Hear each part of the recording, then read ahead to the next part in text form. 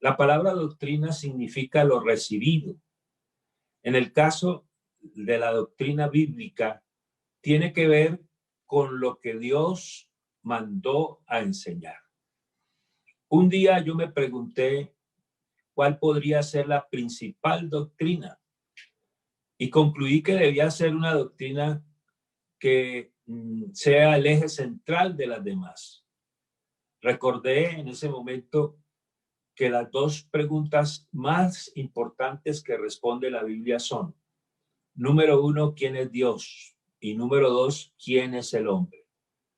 Además, si nosotros miramos nuestros artículos de fe, la primera doctrina tiene que ver con la naturaleza de Dios. La importancia de la palabra de Dios es que nos revela al Dios de la creación, al Dios de la palabra, al Dios de la salvación, al Dios del ministro, al Dios de la iglesia, al Dios de la familia, al Dios único. Él siempre será más grande que la obra.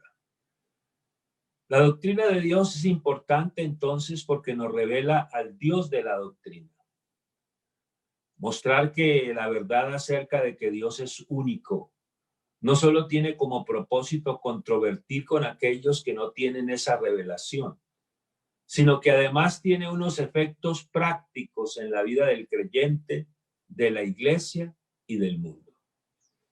Este texto que leímos es un texto bien añejo. Fue escrito hace 3.500 años. En ese pasaje Dios le dice a un hombre llamado Moisés: ponte firme que te voy a dar la enseñanza más importante. Es una enseñanza que debes aprender y que debes compartir con mi pueblo. Bueno, Moisés escuchó la lección y se la enseñó al pueblo.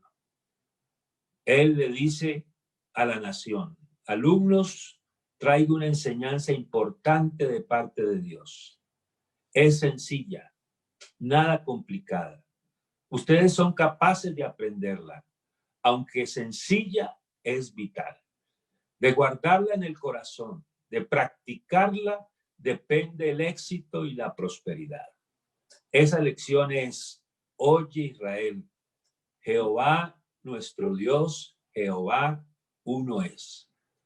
Y como Él es uno, en consecuencia, tú lo debes amar de todo tu corazón, de toda tu alma y con todas tus fuerzas.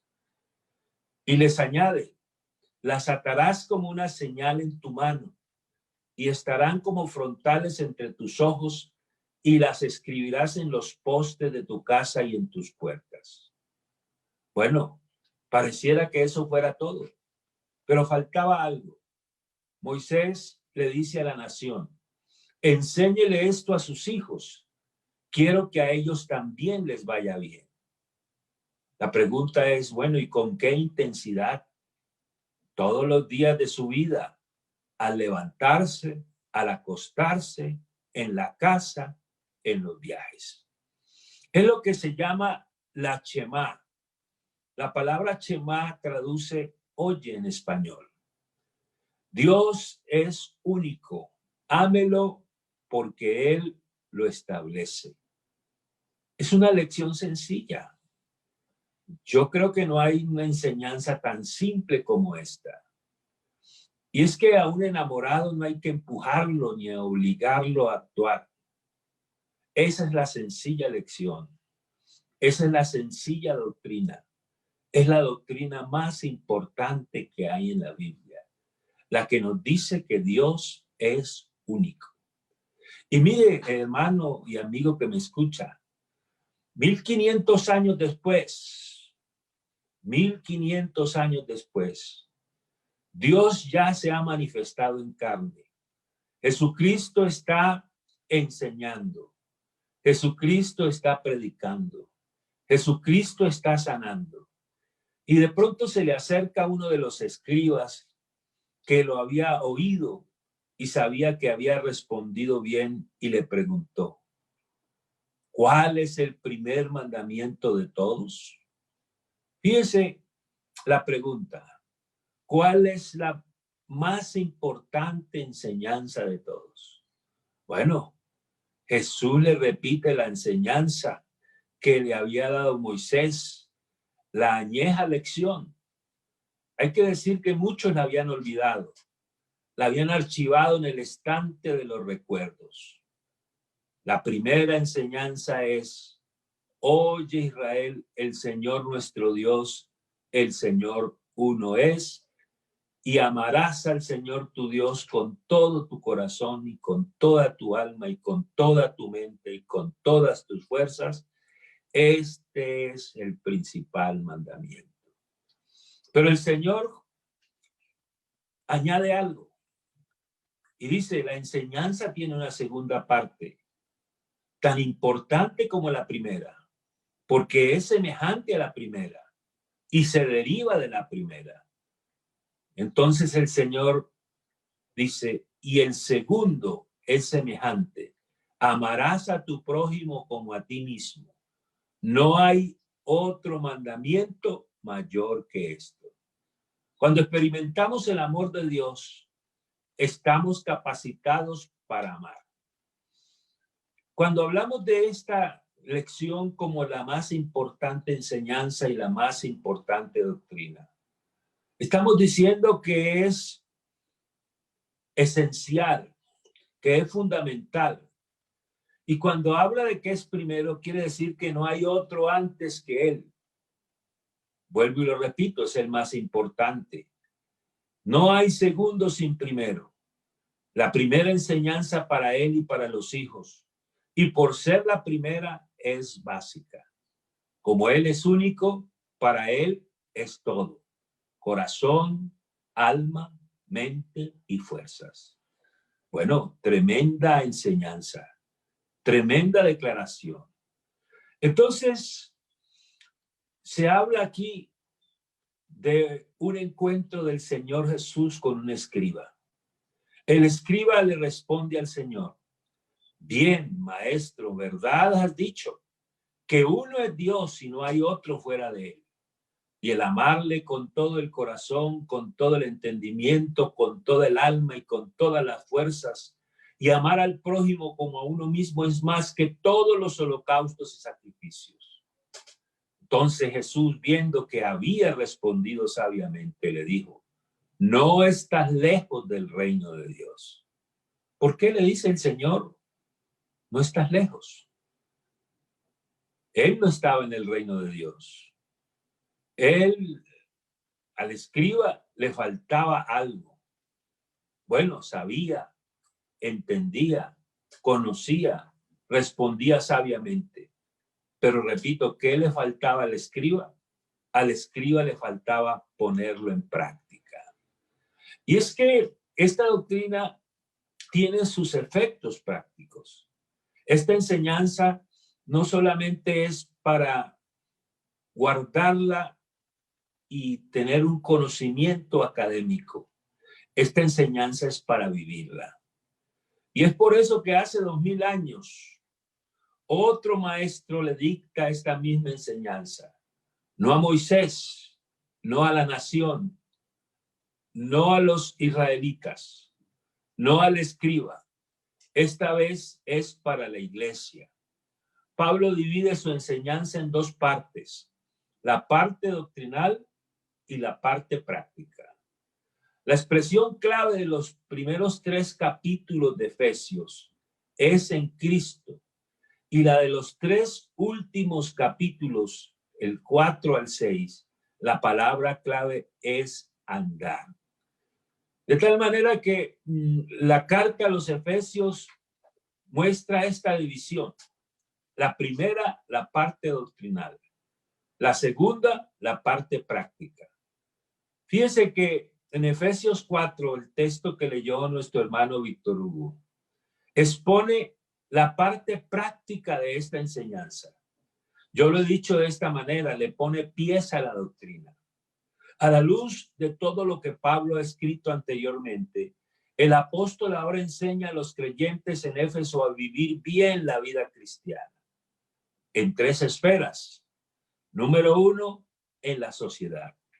Número 2, en la iglesia. Y número 3, en el hogar. Quiere decir que la unicidad hay que vivirla en estos 3 ámbitos. Repito, la sociedad, la iglesia y el hogar. Entonces, Pablo comienza la enseñanza con la vida del creyente en la iglesia. Entonces, habla de la unidad de la iglesia. Uno de los efectos prácticos de la unicidad tiene que ver con la unidad en la iglesia. La iglesia en Éfeso estaba conformada por creyentes judíos y gentiles. Y bueno, tener grupos tan diferentes en la iglesia siempre conlleva problemas. Pablo había pasado 3 años trabajando en esta iglesia y por ende conocía bien a los hermanos allí. Parece que uno de los problemas que había en la iglesia era la falta de unidad. Entonces él comienza enseñando sobre la importancia de la unidad. Apóstol Pablo es una de las expresiones que nos indican la autoridad que él tenía sobre la iglesia. Pablo comienza diciendo, yo os ruego. Lo que Pablo pide es que los creyentes en Éfeso aprendan a vivir como es digno de la vocación con que fueron llamados. En otras palabras, digámoslo de otra manera, a la luz de la vieja pero actual enseñanza, de todas las bendiciones espirituales que Dios les había concedido, ante la grandeza de la salvación que Dios les había otorgado, ante la gran verdad de un Dios único, los creyentes en Éfeso debían manifestar una gran unidad dentro de la iglesia. Al hablar de vocación, Pablo está recordando a los creyentes que su presencia en la iglesia se debe a 2 razones. Número 1, que fueron elegidos en Cristo y llamados por Él. Número 2, que han atendido a esa elección y llamamiento. Por eso la unidad en la iglesia no es simplemente un lujo, sino una condición que parte del mismo carácter único de Dios. Como ustedes son iglesia, dice Pablo, deben aprender cómo se fomenta la unidad. Bueno, usted se preguntará también, ¿por qué dar testimonio de que Dios es uno? ¿Por qué dar testimonio de que Dios es único? Bueno, porque vivimos en un mundo dividido, un mundo de hombres ricos y pobres, de sabios e ignorantes, de desarrollados y subdesarrollados. Vivimos en un mundo dividido. Pero hay unas actitudes que fomentan la unidad en la iglesia. Hay personas con esta marca distintiva. Y Pablo dice cómo son esas personas. En primer lugar, dice que son humildes. Sí, la humildad, escribía alguien, es una de las cualidades propias de un cristiano que promueve la unidad. Entonces, la Biblia habla de humildad como la habilidad de callar nuestras virtudes y permitirle a los demás descubrirlas. Las personas que promueven la unidad son humildes, son mansas, es decir, apacibles, tranquilas, sosegadas. Se manifiesta especialmente en la disposición de ceder los propios derechos por amor de los demás. Las personas que promueven la unidad son pacientes, es decir, tolerantes, soportan las situaciones. Un hombre con paciencia es aquel que no suele alterarse. Las personas que promueven la unidad son amorosas. Las personas que promueven la unidad son aquellas que tienen estos rasgos característicos. Así lo dice Pablo en el versículo que leyó el hermano Víctor Hugo esta mañana, Efesios 4, los primeros versículos. Pero el maestro por excelencia, el de la doctrina, el de la enseñanza, el de la predicación, digámoslo así, digámoslo de esta manera, el mejor maestro, el mejor predicador. Jesucristo un día dijo, Yo y el Padre uno somos. Entonces, allí encontramos en el capítulo 17 de Juan, la manera en que el Señor hace referencia a la necesidad de que los cristianos sean uno. Así como yo y el Padre somos uno, ustedes deben ser uno también. En Juan capítulo 17 hay 3 ruegos. Número 1, el ruego por sí. El Señor como hombre ruega por sí. Número 2, el ruego por el grupo que lo rodea. Y número 3, el ruego por los que habrían de creer en él por la palabra de ellos. Entonces, el deseo del apóstol y el deseo de Cristo en esa oración sacerdotal, oración intercesora, es que en la iglesia haya unidad. La unidad es el pensamiento dominante de ese capítulo 17 de Juan. Es el deseo de su corazón. Pero hay también 3 cosas que nos llaman la atención en el capítulo 17 de Juan. Número 1, la naturaleza de la unidad. Número 2, el método de la unidad. Y número 3, el propósito de la unidad. La naturaleza de la unidad es que no es una unidad formal. No es una unidad que se firma en un papel y ya por el hecho de firmarlo somos uno. No. Esta es una unidad en esencia, de pensamiento, de voluntad, en el ministerio, en el servicio. Es decir, una identidad en el conocimiento. La vida común de la iglesia tiene que ver con eso, con un pensamiento común. La Biblia entonces nos habla de la unidad no formal, la unidad en esencia. Número 2, el método de la unidad. Bueno, ¿cómo fue que Dios nos hizo uno? Bueno, nos hizo uno a partir del nuevo nacimiento. Nos hizo uno desde el momento en que participó a nosotros de su naturaleza, es decir, de una nueva vida. Y luego, el número 3, está el propósito de la unidad. A mí me llama mucho la atención esto que voy a decir, porque el Señor dijo que era importante que ellos fueran uno por una razón, para que el mundo crea, para que el mundo conozca. Digámoslo de esta manera, el creer del mundo está relacionado con la manifestación de la unidad en la iglesia con el Señor y en consecuencia la unidad dentro de sí misma. Bueno, la unidad es un hecho entonces que afectó, afecta y afectará al mundo. Es una unidad a pesar de las diferencias. Esto nos lleva a una meditación personal y yo diría una responsabilidad individual. Yo me pregunto esta mañana, ¿qué tanto estoy contribuyendo a la realización de esta verdad y la manifestación al mundo? Bueno, no hay duda que en Cristo desaparecen las rivalidades. Es una de las verdades centrales de Efesios. Eso me indica que yo necesito a mi hermano que está al lado mío. Eso quiere decir que nos necesitamos los unos a los otros.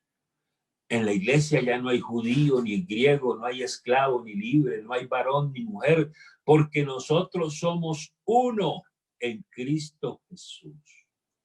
Alguien nos podría preguntar, ¿por qué los cristianos son uno? La respuesta sería porque se aman. Otros nos podrían también preguntar, ¿por qué se aman los cristianos? La respuesta sería porque son uno. Por eso Colosenses 2 dice, sobre todas estas cosas, vestidos de amor, que es el vínculo perfecto. Aquí está la esencia de la declaración de Jesús. El vínculo de la unidad es el amor. Vuelvo y lo repito, el hermano que está a mi lado es necesario, es importante. Este es el camino que hay que seguir transitando, la doctrina más importante. Eso nos lleva a pensar que hay muchas enseñanzas en la Biblia, pero hoy apuntamos con el dedo índice para proclamar y señalar la más importante doctrina. Tan importante esta doctrina que recibe diversos calificativos. Ley suprema, primer mandamiento, gran mandamiento, cumplimiento de la ley, resumen de la ley.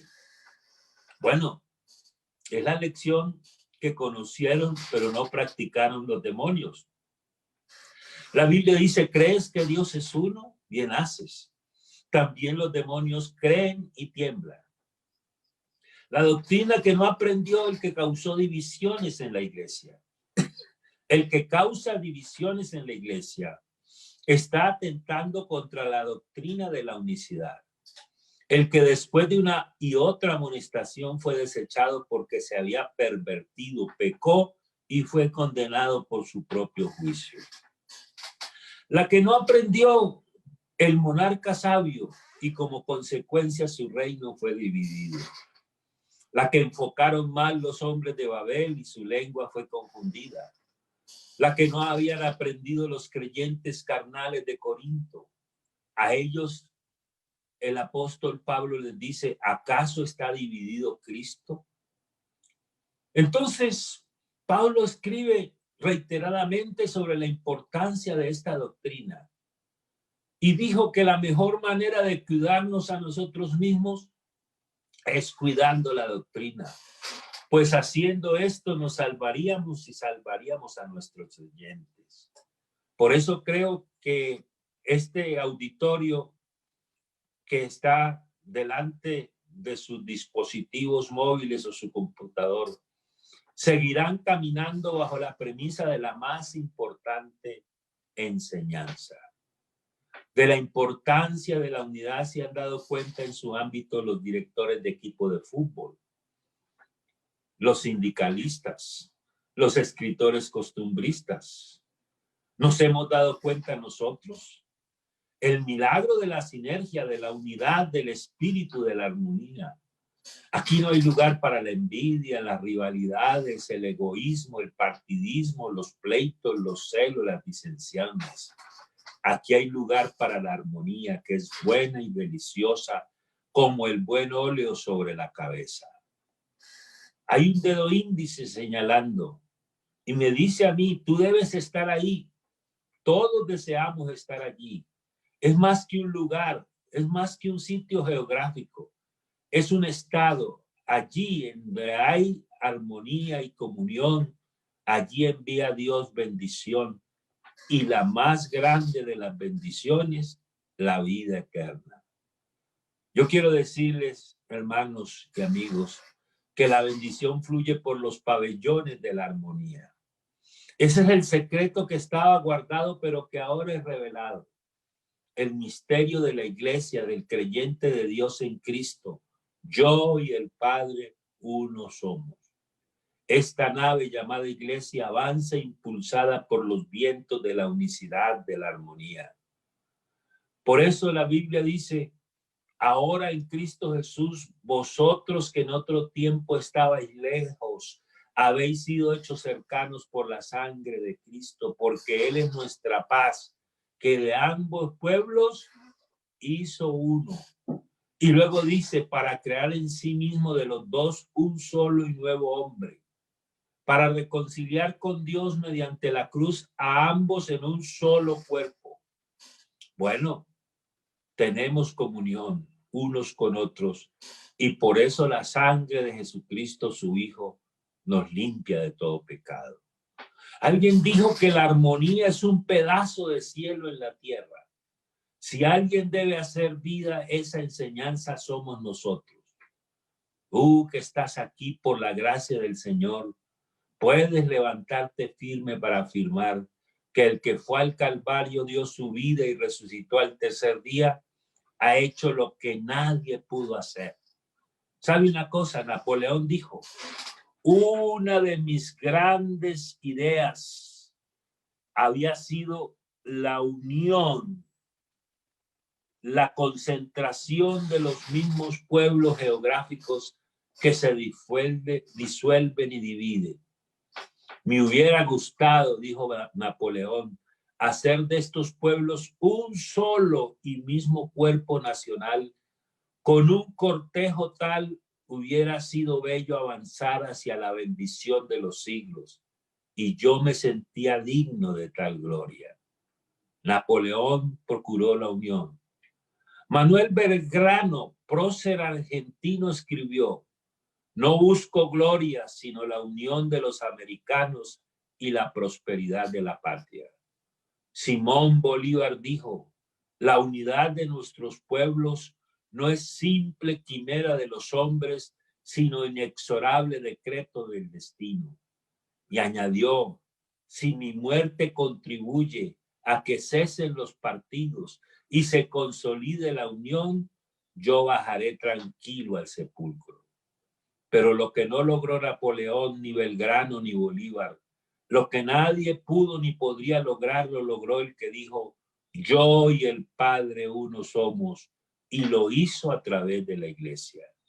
Podemos levantar la voz, llenar nuestros pulmones y exclamar: vivimos esta gran doctrina para que nos vaya bien y seamos prosperados. Por eso entonces Pablo es que dice: ten cuidado de ti mismo y de la doctrina, porque haciendo esto te salvarás a ti mismo y a los que te oyeren. Cuando uno tiene cuidado de lo que enseña a otros, se está cuidando a sí mismo y por ende está cuidando su salvación, y aunque parezca extraño, la de los oyentes. Entonces, nosotros la Iglesia, estamos llamados no solamente a predicar la doctrina de la unicidad, estamos llamados a vivir la doctrina de la unicidad. ¿Cómo vive la doctrina? Bueno, nosotros estamos nutridos con las palabras de fe. Entonces, algunos de nosotros tendremos que sufrir oprobios por ser unicitarios, pero nosotros esperamos en el Dios viviente, Salvador de todos los hombres, mayormente de los que creen. Y somos ejemplo de los creyentes, como dice la Biblia, en palabra, en conducta, en amor, en espíritu, en fe y en pureza. Entonces, la invitación esta mañana es a poner en práctica la doctrina de la unicidad. Usted, hermano que me escucha, mire a su alrededor si es que tiene algo al lado y mírelo fijamente y piense: este hermano que está a mi lado es tan importante como yo. Voy a caminar con él, voy a seguir de la mano del Señor, pero que Dios me ayude a vivir la doctrina de la unicidad, porque si lo hago, podré terminar bien esta carrera. La doctrina de la unicidad no solamente es para librarnos de los ídolos, aunque ese es otro de los efectos prácticos de la doctrina de la unicidad. Nos guarda de los ídolos, nos guarda de pensar en la existencia de otros dioses, nos guarda de pedirle a alguien diferente a nuestro Señor Jesucristo, nos libra del politeísmo. Claro, la doctrina de la unicidad nos libra del politeísmo. Pero al interior de la Iglesia, la doctrina de la unicidad nos hace ser solidarios. Fíjense usted que la Iglesia ha sido solidaria durante estos 83 años que ha estado aquí en Colombia. El fondo de nivelación que tienen los pastores es un fondo solidario. El fondo de los ancianos, el fondo de vejez, es un fondo solidario. La Fundación Obra Social Unida es un fondo solidario. La Corporación Gremial de Pastores de la Iglesia Pentecostal Unida es un fondo solidario. Sigamos siendo solidarios. Y hoy más que nunca en esta pandemia que estamos viviendo, acordémonos de los que están pasando momentos difíciles y de nuestros hermanos que están también luchando no solamente por las consecuencias de la pandemia, sino además algunos están enfermos y contagiados de ella. Pero nosotros vamos a estar con la mano extendida para ayudarlos a ellos. Vamos a tenderle puentes para que ellos puedan también tener un consuelo de parte de Dios. Vamos a unirnos como un solo hombre. Vamos a hacer una iglesia que le dará testimonio al mundo, no solamente de la enseñanza de la unicidad, sino de la vivencia de la unicidad.